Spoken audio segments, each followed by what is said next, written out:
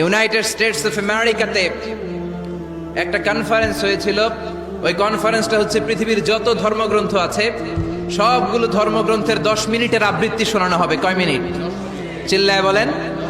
ওখানে গিয়েছে শ্রীমত ভগবত গীতা, গিয়েছে বাইবেল, ত্রিপিটক, দশাতীর, বেদ, পুরাণ, রামায়ণ, দীঘানিকায়া, ইয়াহবিস, সেকারডেটাল, Talmud, Torah, Old Testament, New Testament, Zendavesta এবং আল্লাহর কোরআনও। কোন সুবহানাল্লাহ।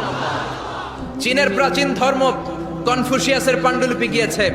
যারা আগুনকে পূজা করে, অগ্নি উপাসক, আগুন দেখলে নমস্তে নমস্তে গায়, তারাও গিয়েছে। 10 মিনিট করে সময়।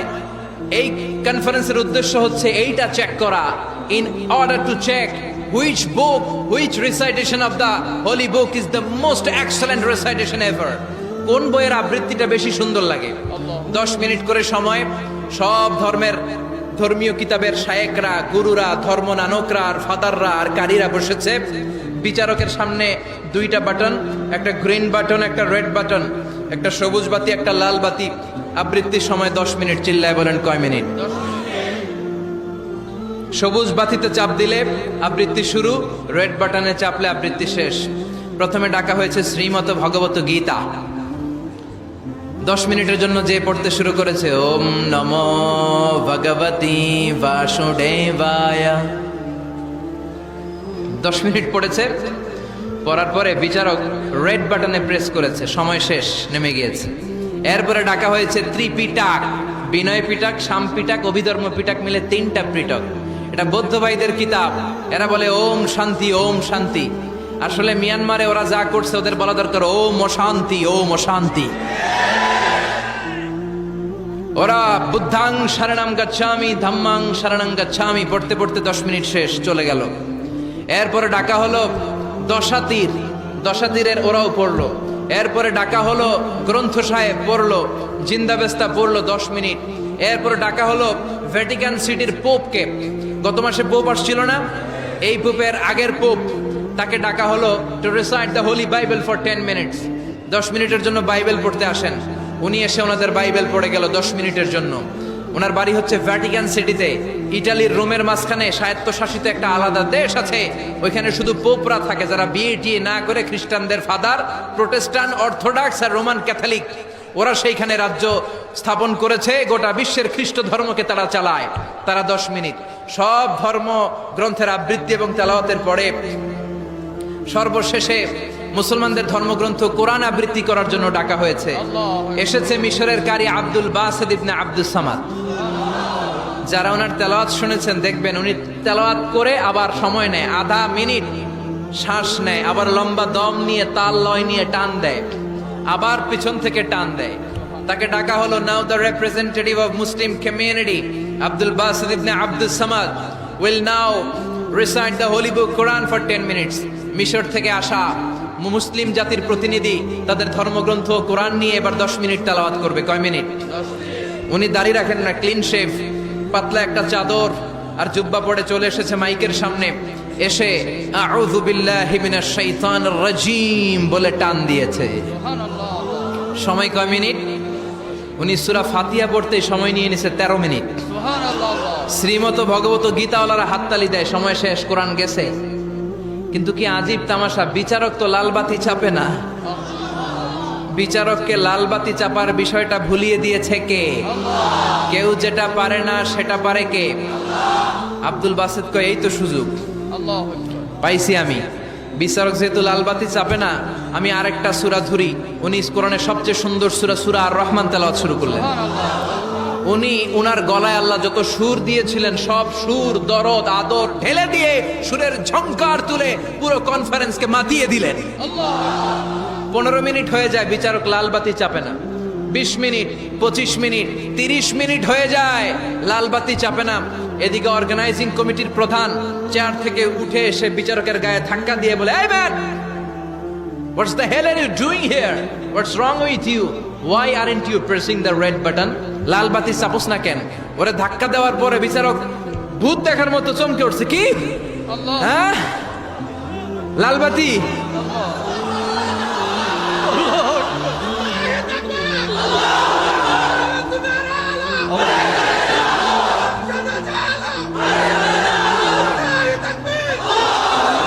অর্গানাইজিং কমিটির চেয়ারম্যান যখন ধাক্কা দিছে, why aren't you pressing the red button, তুমি লাল বাতি চাপো না কেন? ভিমডি খেয়ে ওর লাফ দিয়ে কি, হ্যাঁ লাল বাতি নীল বাতি, কোন বাতি কোন বাতি? হুশ নাই, ওর হুশ নিয়ে গেছে কে? আবার যখন আব্দুল বাসেদের তেলাওয়াতের দিকে তাকায় আবার বেহুশ। না পেরে বিচারক দাঁড়িয়ে বলে, ও Abdul Basit ibn Abdul Samad, come from Egypt, there is no time limits for you, recite as much as you wish. ও আব্দুল বাসেদ, আজকের এই প্রতিযোগিতায় তোর জন্য তেলাওয়াতের কোনো সময় নাই, তোর যত মনে চায় তুই পড়ে যা।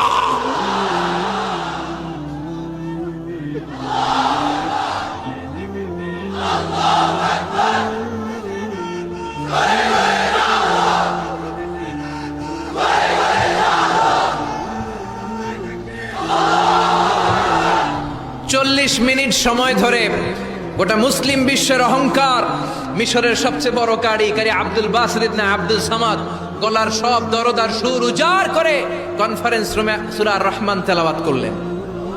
কনফারেন্স শেষ হলো, ওই বিচারকের বিরুদ্ধে মামলা হলো তিনটা। কয়টা? যেহেতু আন্তর্জাতিক কম্পিটিশন, আন্তর্জাতিক আদালতে মামলা, সুইজারল্যান্ডের দি হেগে মামলা। হ্যান্ডকাফ পরিয়ে বিচারককে নেওয়া হয়েছে। মাননীয় আদালত বলে, why made you partiality between the books? You have given to Bible 10 minutes. You have given to Srimata Bhagavata Gita 10 minutes. You have given to Tripitaka 10 minutes. Why have you given extra 30 minutes for Quran?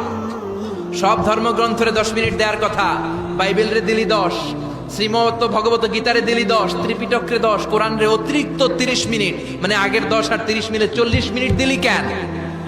বিচারক বলে, honourable জাজ, I have a humble question to you. মাননীয় আদালত, আমার একটা বিনয়ের প্রশ্ন আছে। আদালত তো টাসকি খেয়ে গেছে, কিরে আমার এবার প্রশ্ন করে কেন? বিচারক বলে, আমার প্রশ্ন হচ্ছে, বিচারক তো আমি নিজে হই নাই, জাজ তো আমারে আপনারাই বানাইছেন। আমি তো ওদেরকে 10 মিনিট দিছি, ঠিক কিনা? আমি তো বাইবেলের 10 মিনিট দিয়েছি। এর কারণ, যখন বাইবেল পড়তে এসেছে আমার হুশ আছে, আমার সময়ের জ্ঞান আছে, আমি সময়ের টাইম ধরে বসে আছি, আমার হিতাহিত জ্ঞান আছে, আমার নার্ভাস সিস্টেম ওকে। 10 মিনিট শেষ, আমি রেড বাটনে চেপেছি, উনি নেমে গিয়েছে, বাইবেলকে ডেকেছি, বাইবেল শেষ, শ্রীমত ভগবত গীতাকে ডেকেছি, গীতা শেষ, ত্রিপিটককে ডেকেছি।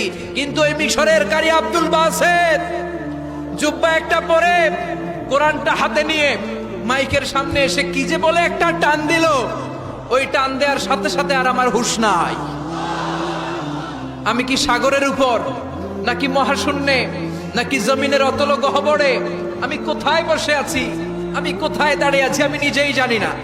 আমার সময়ের কোনো জ্ঞান নাই, আমার হিতাহিত বুদ্ধি নাই, আমার নার্ভাস সিস্টেম ফল ডাউন করেছে, আমার শরীরে ভাইব্রেশন শুরু হয়েছে, কাঁপুনি শুরু হয়েছে। মাননীয় আদালত, যখন একটা মানুষের হিতাহিত জ্ঞান থাকে না, যখন একটা মানুষের সময়ে কোনো বিবেক বুদ্ধি থাকে না, যখন কারো নার্ভাস সিস্টেম ফল ডাউন করে, কি এক মন্ত্র সে পড়তে শুরু করলো, আমার হুঁশ সে কেড়ে নিল, আমি কিছুই বুঝতে পারছি না। যখন আমি আমার সাথে নাই, যখন আমার হুঁশ নাই, যখন আমার নার্ভাস সিস্টেম ফল ডাউন করেছে, এরকম একটা পরিস্থিতিতে যখন আমি medically unfit, how can I press the red button? You answer me. কেমন করে আমি লাল বাতি চাপবো তুমি বলো? প্রিয় ভাইয়েরা, আপনারা যারা আইন নিয়ে পড়াশোনা করেন তারা জানেন, কেউ যদি মেডিকেলি আনফিট থাকে তার কোনো বিচার হয় না, ঠিক কিনা? পাগল খুন করলেও বিচার নাই, ঠিক কিনা? সে কোরআনকে অতিরিক্ত সম্মান দেওয়ার কারণে সর্বশেষে এই বিচারকের কোনো বিচারই হয় নাই। বেকসুর খালাসের ব্যবস্থা এই বিচারককে করে দিয়েছে কে? এই জন্য ওই কোরআন ধরতে রাজি আছে মুসলমান, পড়তে রাজি আছে মুসলমান, ওই কোরআনের জন্য মরতে রাজি আছে মুসলমান। অনেক আলোচনা হয়েছে, 3টা কর্মসূচি নিয়ে বিদায় নিতে চাই। কর্মসূচি নাম্বার 1, কোরআন তেলাওয়াত করতে জানতে হবে, রাজি আছেন? যারা জানি না তারা শিখবো। 2 নম্বর কর্মসূচি, মাতৃভাষায় প্রতিদিন কোরআন পড়বো। কোরআনের বঙ্গানুবাদ পাওয়া যায় মোবাইলে, অ্যান্ড্রয়েড সেটে কোরআনের ট্রান্সলেশন পাওয়া যায়, বঙ্গানুবাদ। প্রতিদিন একটা আয়াত হলেও আমরা কোরআনের অর্থ পড়বো। 3 নাম্বার, বাঁচি আর মরি কোরআনের পক্ষে থাকবো, চিল্লা এখন ঠিক কিনা? এই কোরআন আমাদের প্রাণ, এই কোরআন আমাদের জান। এই বাংলার জমিনে কোরআনের আইন চালু হোক, আমরা চাই কি চাই না? যারা কোরআনের বিরুদ্ধে কথা বলবে ওদের সাথে আমাদের কোনো সম্পর্ক। আল কোরআনের বিরুদ্ধে একটা আইনও বানালে ওই আইন আমরা মানবো না, চিল্লায় বলেন ঠিক কিনা? আমরা এই কোরআনকে বুকে ধারণ করতে চাই, রাজি আছো মুসলমান? হাত তুলে আল্লাহর দেখা।